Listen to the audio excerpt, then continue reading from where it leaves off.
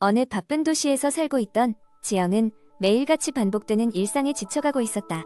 아침 일찍 일어나 급하게 출근 준비를 하고 정신없이 지하철에 몸을 싣고 출근을 하다 보면 그녀의 하루는 이미 피곤함과 스트레스로 시작되곤 했다. 회사에서는 밀려드는 업무와 끊임없는 회의로 인해 정신을 차릴 수 없었고 퇴근 후에는 집안일과 식사 준비가 기다리고 있었다. 이러한 반복적인 일상이 그녀의 마음을 점점 갉아먹고 있다는 것을 느꼈지만 어딘가 탈출구가 필요하다는 생각이 들 뿐이었다. 어느 날 주말이 되어서야 오랜만에 여유로운 시간을 갖게 된 지영은 가까운 공원으로 산책을 나가게 되었다. 공원에는 그녀와 비슷한 사람들로 꽉 차 있었지만 한편으로는 사람들의 얼굴이 모두 지친 일상에서 벗어나지 못하고 있는 듯했다. 그때 문득 지영은 그녀의 어머니가 예전에 해주었던 이야기가 떠올랐다. 어머니는 항상 자연 속에서 시간을 보내면 마음이 맑아지고 스트레스가 풀린다 고 말씀하셨다. 지영은 공원의 한 벤치에 앉아 깊이 숨을 들이쉬었다. 주변을 둘러보니 초록빛 나무들 사이로 잔잔히 불어오는 바람이 느껴졌다. 그녀는 눈을 감고 그 감각을 온전히 느껴보기로 했다. 순간 바람은 그녀의 지친 마음을 쓸어내려 가득 부드럽게 스쳐갔다. 마음속 깊은 곳에서부터 차오르는 평온함을 느낄 수 있었다. 그 순간부터 지영은 자연 속에서 순간의 호흡을 즐기는 것이 자신에게 필요했던 것임을 깨달았다.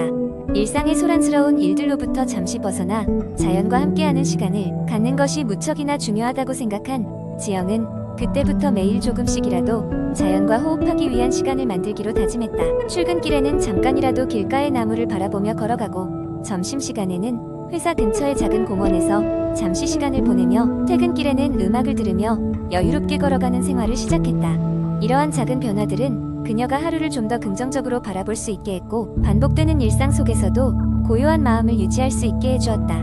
몇 달이 지나 지영은 자신의 몸과 마음이 더 건강해졌다는 것을 확실히 느낄 수 있었다.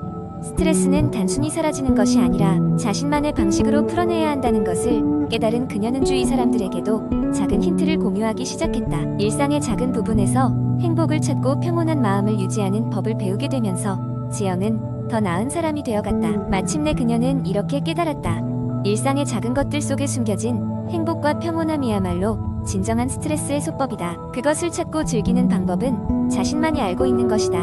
두 번째 이야기. 어느 작은 마을에 건강에 무관심한 사람이 있었다. 그의 이름은 민수였고 그는 항상 부주의하게 생활 습관을 유지했다.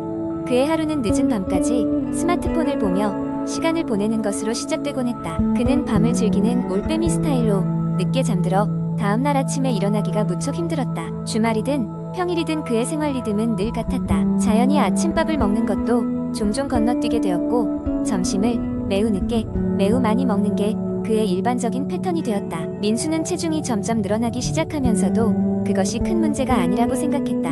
주변 사람들은 여러 차례 그를 걱정하며 조언을 했으나 민수는 그저 난 조금 독특하게 사는 걸 좋아해 라며 웃어넘겼다.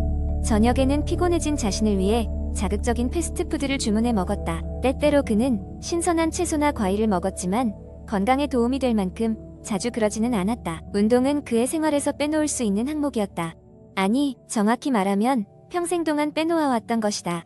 그는 친구들이나 가족들과 공원에서 걷거나 체육관에 가자는 제안을 받는 일을 별로 좋아하지 않았다. 민수에게 있어 집에서 넷플릭스를 보며 맛있는 간식을 먹는 것이 최고의 휴식이었다. 이러한 생활이 몇 년 동안 계속되면서 그의 건강은 서서히 나빠지기 시작했다.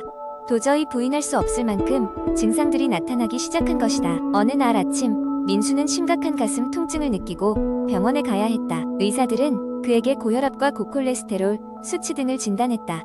독특한 생활 습관을 고집하던 민수는 충격을 받았고 아주 심각한 건강 상태가 되기 전에 자신의 삶에서 바뀌어야 할 필요성을 절감했다. 의사는 그에게 식생활과 생활 습관의 중요성, 매일 적절한 운동이 개인의 건강에 미치는 긍정적인 영향을 설명했다. 이후로 민수는 조금씩 자신의 생활 방식을 바꾸기 시작했다. 아침마다 간단한 조깅으로 하루를 시작했고 점심과 저녁에는 채소와 단백질이 풍부한 식사를 선택했다. 물론 잦은 야식과 트랜스 지방이 가득한 패스트푸드는 그의 삶에서 제거되었다. 민수는 미루기만 했던 헬스장을 드디어 등록하였고 처음에는 힘들었지만 점차 운동이 주는 활기를 느끼기 시작했다. 시간이 흐르자 그의 건강은 놀랄 만큼 많이 개선되었고 친구들과 가족들은 그의 긍정적인 변화를 축하했다. 결국 민수는 깨달았다. 우리의 생활 습관이 나 자신에게 얼마나 큰 영향을 미치는지를 실감하게 된 것이다. 몸과 마음 모두 건강하려면 그것을 유지하기 위한 노력이 필수적이었다. 수년 전의 생활로 돌아가고 싶지 않았던 민수는 꾸준히 건강한 생활 습관을 실천하며 이를 통한 행복을 누리기 시작했다. 이것이 바로 잘못된 생활 습관이 어떻게 건강을 침해할 수 있는지를 깨달은 민수의 이야기였다. 세 번째 이야기. 한때 나는 만성적인 수면 부족과 싸우고 있었다. 현대 사회에서 흔히 그렇듯 바쁜 업무 일정, 끝이 없는 온라인 소셜 활동, 그리고 나 자신에게 부여한 여러 가지 기대 때문에 제대로 잠을 이루지 못했다. 이런 생활 속에서 점점 더 피로해지고 집중력은 떨어지고 면역력도 약해지는 것을 느꼈다. 사소한 감기에 쉽게 걸리고 감정적인 변덕도 심해져 나로 하여금 삶의 질이 급격히 떨어졌다고 느끼게 했다. 결정적인 전환점은 나의 가까운 친구가 수면에 대해 이야기하면서 시작되었다. 그 친구는 최근 수면을 개선한 덕에 삶의 질이 현저히 나아졌다고 하며 자신의 경험을 나누었다. 잠을 충분히 자지 못했던 결말은 건강에 치명적인 영향을 미칠 수 있다는 것을 강조했고, 이는 나에게 큰 경각심을 일으켰다. 이 사건을 계기로 나는 오래된 습관을 완전히 뜯어고치고자 결단을 내렸다. 첫 단계는 나의 수면 환경을 점검하는 것이었다. 침실의 조도가 너무 밝았고 밤새 켜져 있는 전자기기의 불빛은 수면을 방해하는 큰 요소였다. 나는 일단 침실을 어둡고 조용하게 만들기 위해 암막 커튼을 설치하고 휴대폰과 컴퓨터는 잠들기 1시간 전부터 사용하지 않기로 노력했다. 점차적으로 내 수면 습관에도 변화를 주기 시작했다. 매일 정해진 시간에 잠자리에 들고 아침에 일어나는 규칙을 준수하기 위해 알람을 맞추고 낮 동안에는 가능한 빛을 많이 쬐면서 햇빛에 노출되도록 노력했다. 아침에는 스트레칭과 가벼운 운동으로 몸을 깨우고 활력을 더했다. 또한 저녁 식사는 최소한 자기 2시간 전에 마무리해야만 했다. 카페인과 알코올이 수면에 안 좋은 영향을 미친다는 사실을 알게 되면서 자연스레 오후 시간 이후에는 커피를 피하고 음주를 제한했다. 처음엔 낯설고 어려웠지만 시간이 흐르면서 수면의 질이 향상되는 것을 느낄 수 있었다. 충분히 잘 자고 다음날 상쾌하게 시작할 수 있게 되었다. 집중력과 기억력이 좋아지는 것을 느꼈고, 더 중요한 것은 감정적으로 안정되고 더 긍정적으로 변한 내 모습을 발견할 수 있었다. 수면 패턴을 바로잡는 것은 단순히 잠을 잘 자는 것 이상의 변화를 가져다 주었다. 이를 통해 삶의 질이 근본적으로 향상되고 건강한 라이프 스타일을 만끽할 수 있게 되었으니 말이다. 좋지 않았던 수면 습관을 고치는 과정은 마치 부던한 항해와 같았지만 그 끝에 도달했을 때 느꼈던 성취감은 무척이나 값졌다. 그리고 그런 변화를 통해 나는 비로소 진정한 삶의 여유를 느낄 수 있었다. 네 번째 이야기. 얼마 전 나는 건강한 식단을 시작하기로 마음먹었다. 매일 반복되는 일상에서 벗어나 몸과 마음을 동시에 정화하고 싶었기 때문이다. 그래서 나는 슈퍼푸드에 대해 알아보기 시작했다.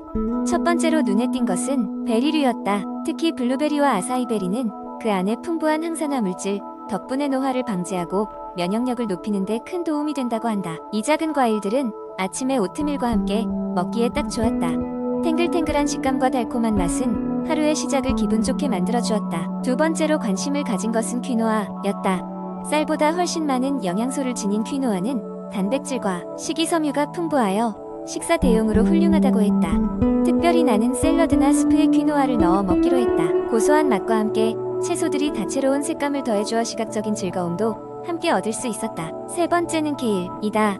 한때는 낯설기만 했던 케일이 최근에는 어느덧 국민 채소로 자리 잡았다. 다양한 비타민과 미네랄이 풍부하게 들어있어 특히 해독작용에 뛰어난 효과가 있다고 했다. 나는 주스로 만들어 마시기도 하고 살짝 볶아서 반찬으로도 즐겼다. 무참한 다이어트 식단들이 주는 지루함을 극복하는 데 있어 케일은 정말 큰 도움을 주었다. 네 번째로 알게 된 것은 아몬드이다. 이 작은 견과류에는 건강한 지방과 비타민 E가 들어있어 심혈관 건강에 좋고 포만감을 오래 유지시켜준다고 했다. 하루에 한 줌 정도를 간식으로 먹으니 배고픔을 견디기 쉬워졌고 그 덕분에 자연스럽게 칼로리 섭취를 줄일 수 있었다. 마지막 다섯 번째는 연어였다. 오메가3 지방산이 풍부한 연어는 염증을 줄이고 두뇌 기능을 촉진하는 데 탁월한 효과가 있다고 했다. 구이나 스테이크로 만들어 저녁 식사 때 먹으면 건강은 물론 만족도 높은 식사를 할 수 있었다. 이런 슈퍼푸드들을 식단에 포함시키고 몇 주가 지나자 신기하게도 몸이 조금씩 달라지는 것을 느낄 수 있었다. 더 맑고 투명해진 피부, 더 건강해진 장과 소화, 기능, 아침에 일어나기가 훨씬 수월해진 것까지 무엇보다도 건강한 음식을 먹으며 생겨난 나의 긍정적인 마음가짐이 정말 큰 변화라는 생각이 들었다. 비록 처음에는 낯설고 어려웠지만 차츰 익숙해졌고 어느새 건강한 식단은 마치 일상이 되었다.